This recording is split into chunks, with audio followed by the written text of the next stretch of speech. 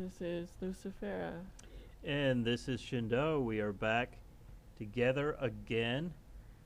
We have not been doing a whole lot of videos together. The reasons we haven't been making them together lately is because we haven't been getting a lot of views and people coming and making comments and actually contributing to the topic. So please, if you like this kind of conversation, then sub our channels, comment, and click like for these videos, because there's not a whole lot of reason for us to do them if people aren't watching them. Today we're going to be discussing what is Satan and what is Lucifer. I can't tell you how many times I have had conversations with Christians on this subject. They still don't get the concept. So instead of listening to me for a change, Christians, let's go look at the Jews. You want to be so Jewish in everything that you do lately. You have become obsessed with the idea of becoming some kind of messianic Jew. And we do know the Jews don't approve of that. You're not Jews, folks, but if you want to use terms like Yeshua and Yahweh and try to act like Jews, then why don't we go back and look at what Jews say about Satan? The Jews do not perceive Satan, Lucifer, the way you do, Christians. There's two things. Satan one is a prosecutor, one who challenges and gives you a lot of headache and heartache in this world. And the other one is Satan is an evil inclination within. So you're constantly going through mental, actually an inner war. An argument I've received about the nature of who Lucifer is that the address that Isaiah is told to go and speak to Nebuchadnezzar, the king of Babylon. He's told to go speak to him, and the argument that I get from Christians who seem to, all think that they know what they're talking about, is that Nebuchadnezzar was actually possessed by Satan, so that when Isaiah is told to go speak to Nebuchadnezzar, it's because God wants Isaiah to actually address Satan. Folks, this is just absolutely ridiculous. And if God were to come to Isaiah and tell him, I want you to go and address the king of Babylon because he's possessed by Satan, Isaiah would go, what? He wouldn't have any clue what the heck God was talking about, because, folks, in the Old Testament, Satan was not the same thing that Christians believe him to be now.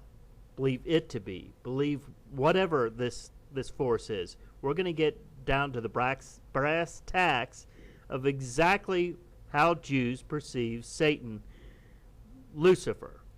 Satan in Judaism is not an adversary to God, but is an adversary to humanity, is a stumbling block. Satan and God were never at war with each other. In fact, Jews believe that the angels have no free will, so they're all in the presence of this God. So there's no way that an angel, no matter how hard this angel could try, could never go against or rebel. It is against the Jewish belief system. And there is no mythology, there is no story in anywhere in the Bible in which there is an entity that rebels against God, named Lucifer, and then becomes Satan. I don't know how many times I have to tell people this, but you Christians you're thick as bricks. You never listen. This is a fact, and we're going to get into right now just what it is that Jews believe about Satan. I'm going to read this article to you. It's from beingjewish.com.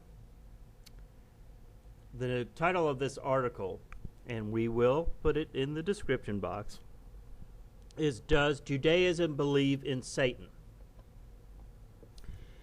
The Christians don't understand how an angel of God can try to seduce people and disobey God.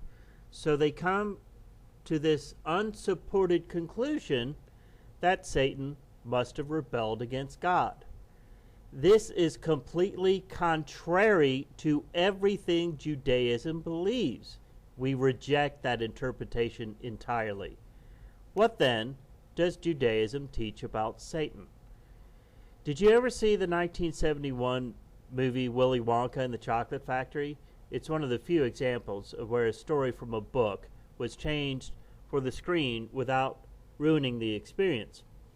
The story is about a very famous chocolate factory called Willy Wonka's Chocolate Factory that produces the world's greatest chocolates, candies, confectionery in general. No one ever enters the factory, and no one ever leaves. Mr. Wonka, the owner, runs a contest. The winners of the contest will be allowed to enter if the tour of the factory together. However, they will have to sign a contract and follow the rules. One of the rules is no eating of any products inside the factory without expressed permission. Afterwards, when they leave, they will go home with a lifetime supply of chocolate. That is, if they follow the rules. 5 children win. They are, of course, all excited. TV stations and reporters interview them, and the whole world is excited with them. Now they just wait until the day they are to enter the factory and see the great wonders that no one else has ever been allowed to see. Before the big day comes, each of the winners of the contest is secretly visited by a man named Arthur Slugworth, president of Slugworth Chocolates, Incorporated. Mr. Slugworth shows them a lot of cash and tells them that they will all get money and more if only they steal out of the factory a candy called the Everlasting Gobstopper. See, it hasn't been mass-produced or marketed yet, and Wonka's competition wants to get an advanced sample of this product so he can get it out first and ruin Wonka. The day comes, and all the kids are allowed into the factory with one adult relative. They see the most amazing sights and eat the most amazing and impossibly to actually exist in real life foods. One of the things Wonka gives each of the kids is an everlasting gobstopper, on the condition that they never show it to anyone else. During the tour of the factory, 4 of the kids break the rules by taking stuff they should not have taken, and they all suffer the consequences. One gets all swollen up and blue from some gum she should not have taken, and they have to take her away and squeeze her until she gets skinny again. One of the kids jumps into a pool of chocolate and is sucked up by the pipes, and so on. They are all saved in the end, so don't worry, but they must leave the factory without the lifetime supply of chocolate because they broke the rules. Charlie, the main character, also breaks the rules. He drinks a fizzy drink he was not supposed to drink, but no one seems to know.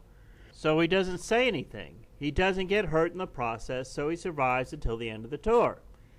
At the end of the tour, Charlie Bucket and his grandfather are the only ones left. Mr. Wonka says goodbye to them and tells them to leave. Upset, Charlie asks him for the lifetime supply of chocolate. But Mr. Wonka has somehow found out that Charlie drank the fizzy drink and therefore broke the rules. Charlie will not be getting a lifetime supply of chocolate either. Wonka yells at him for drinking the fizzy drink, and Charlie feels bad, but his grandfather is angry, and he tells Charlie that they'll give Mr. Slugworth an everlasting gobstopper. They are about to leave when Charlie realizes that no matter how he feels, stealing and breaking the rules is bad.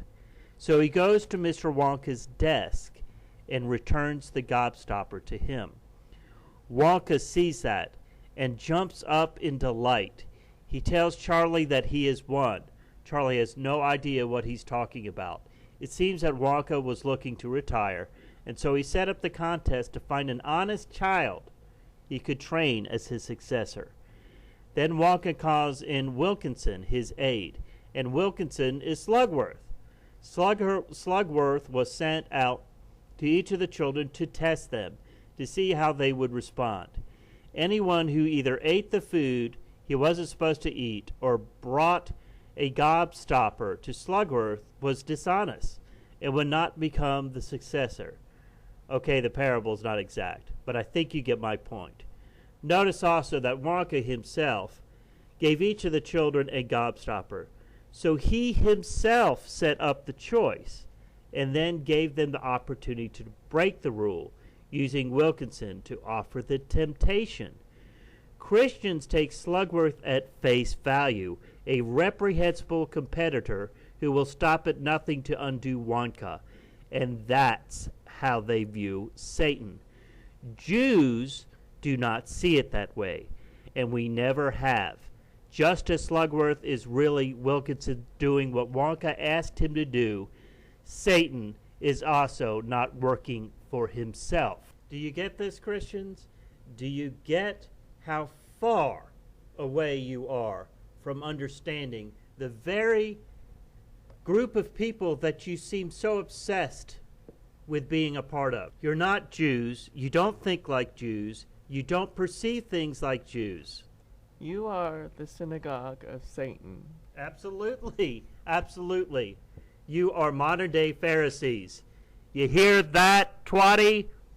Modern-day Pharisees. Okay, back to the article. The Hebrew word Satan means hinderer. To hinder someone means to hold him back, to try to prevent him from doing something. God created the hinderer to give us work to do in this world. Satan is here to make things difficult for us so we can overcome our evil temptations and pass the test. That is the purpose of Satan. Satan is an angel whose purpose has been determined by God. A lot of Jews, by the way, believe that Satan is just an inclination within us, are demons that we have to overcome. Temptation is there to try and deter us. It gives us the ability to do wrong things. More importantly, it gives us the ability to look at evil and refuse to do it. By presenting us with the opportunity to do evil, it gives us the ability to choose between good and evil. The ability to choose between good and evil is what gives us free will. So in order for us to work for the good that Hashem wants to give us, the good of the world to come, we need something to deter us. That is the ability to do evil. Satan is our evil inclination. The evil inclination tries to prevent us from doing good because Hashem has commanded the evil inclination to do that. Why? To give us free will.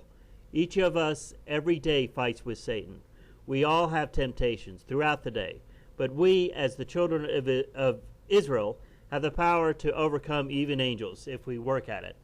Therefore, the Talmud says that men are greater than angels, where we can fight an angel, Satan, and win.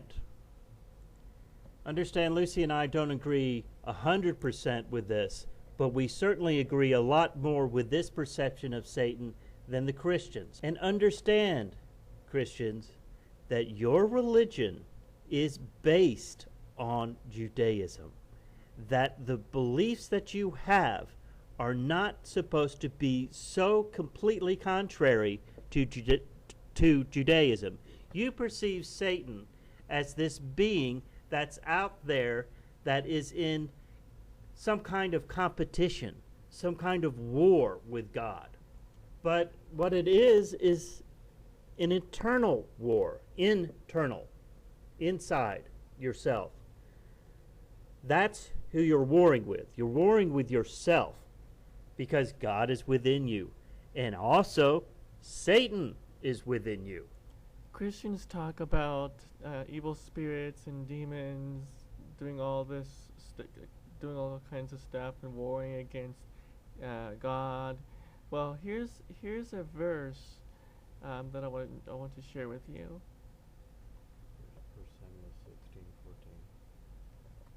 1 Samuel 16:14. But the Spirit of the Lord departed from Saul, and an evil spirit from the Lord troubled him. So you can see right here that God himself is sending these evil spirits. Why? Why? Well, this is explaining it right here. If you would take things from this perspective, folks, you wouldn't be coming on our channel and telling us we're going to hell. Another thing that the Jews, the ancient Jews, do not believe in. Stop thinking yourself as Jews. You're not Jews. You're not. The Bible also talks about God creating good and evil as well. Right. We've discussed that before. The author of good, the author of evil. And it's not Satan. Right.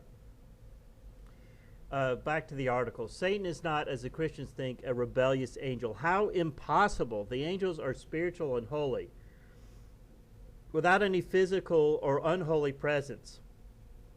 And the presence of Hashem's holiness permeates them entirely. Angels, unlike humans, are therefore constantly and fully aware of Hashem's presence everywhere. Could you say stay dry in the ocean? An angel could not stop being holy and can do no wrong. There is holiness everywhere in creation, everywhere in the universe, and angels are made of the same thing. An angel could not stop serving God even if he tried. Furthermore, humans have Satan to tempt us. Angels have no Satan to tempt them. Who would be Satan? Satan, an ultra Satan? The truth is, Satan has a job to do, just like every other angel, and the angels have no free will. They do as Hashem commands them. A man once came to a great rabbi, very troubled. He said to the rabbi, "Please pray to Hashem to take away my evil inclination. I do so many sins, and I want to stop sinning." The rabbi answered, quote, "Then what would your purpose be in this world if you had no evil inclination? Your purpose in life is to overcome your personal evil inclination. That is what you were created for. Hashem has enough angels in heaven. He doesn't need one more. He created you human so that you could improve yourself. Humans can improve themselves, and that is their purpose in the world. Angels, however, cannot improve themselves. That's not the purpose. Angels are therefore said to be standing. They cannot become better. They cannot rise any higher than they are. They are, so to speak, standing. Isaiah, when described a heavenly scene, said Sephirim were standing around him. Isaiah 6:2. Sephirim are a type of angel. Spiritual angels are stuck at whatever level Hashem created them. Humans are different. Humans can rise by improving themselves. For that reason, we are described as walkers. Therefore, the prophet Zechariah told the high priest, "This is what Hashem, Lord of hosts, says. If you walk in my ways, and if you observe my safeguards, you and your sons after you will be the high priest, and you will be the sons, will be guard of my holy temple. And I will make you walkers among those who are standing." Zechariah 3:7. In other words, Hashem was promising the high priest that he and his children would be high priest, and also will merit reward in the afterlife, in the world of souls, where righteous people go after death. The prophet Zechariah was saying that the next world they will be walkers among the standers, which means humans among angels. So the angels are referred to as perpetually standing, but we are movers. Our purpose is to keep on moving, to keep improving ourselves, and to keep on rising. And how do we do it? By constant battle with the evil inclination. So now we have to revise our understanding of Satan. Satan is not a fallen angel. Satan is merely an angel with a dirty job. Satan does not have a rival kingdom. Satan is not in competition with God. And Satan does not want followers or worshipers. He's not even happy when people obey him and sin. Satan is the angel who tempts us, an angel who prosecutes us in heaven. He is also the angel of death. The angel who tries to make us sin is the same angel who accuses us in the heavenly court, and the same angel who carries out the death sentence. Okay, the article continues like this. There's not much left here, but you can read it for yourself. There will be a link in the description box. We just want to explain to Christians just where Satan comes from, the whole inclination, the whole idea of Satan. Now, you know, Christians, that this term, Satan, as adversary, comes from the Old Testament, which means it comes from Judaism. So, in order to understand how you're supposed to perceive this entity, if you want to perceive it as an entity at all, you have to go and see how the Jews perceive this entity so that you yourself as a Christian can understand. You want to come against us, Lucy and I, you want to tell us that we're going to hell, folks, you have no clue what Satan is. And this perpetuation of these so-called Satanists, these so-called Satan worshipers that you know of, folks, these Satan worshipers are nothing but people who are doing either covertly or they don't know what they're doing. These are people who are actually doing the will of the church, the Catholic Church. These are the folks, these people who talk about Satanism. The Greater Church of Lucifer is a perfect example. They're nothing but like operatives for the Catholic Church, like the Jesuits. Whether they're doing that consciously or not, that's what they're doing. So you can see the Jews for Jesus movement and just those Christians who want to be Jews, it all falls apart. The whole premise of their argument is completely fallacious. Here we got an entity, okay, that supposedly rebelled against God, but that entity cannot rebel against God according to Jewish tradition. And it is in Isaiah and Ezekiel that Christians always point to somehow claim that there was some entity named Lucifer who became Satan. There's no basis for this idea except in Babylonian mythology, which is what Isaiah was using as a metaphor, what Ezekiel was using as a metaphor in the book of Isaiah and in the book of Ezekiel. We'll be exposing the Jews for Jesus further later on. So I hope now that Christians can sort of open their eyes and look, prove us wrong about this. Satan is not Lucifer. Lucifer is not Satan. The only entity that ever calls themselves Lucifer in the Bible is the Christ in the book of Revelation, where he says, I am the morning star. Okay, wrapping it up. Stay tuned. We'll be doing more videos like this together. This is ShinDo. And this is Lucifer. You have a good day.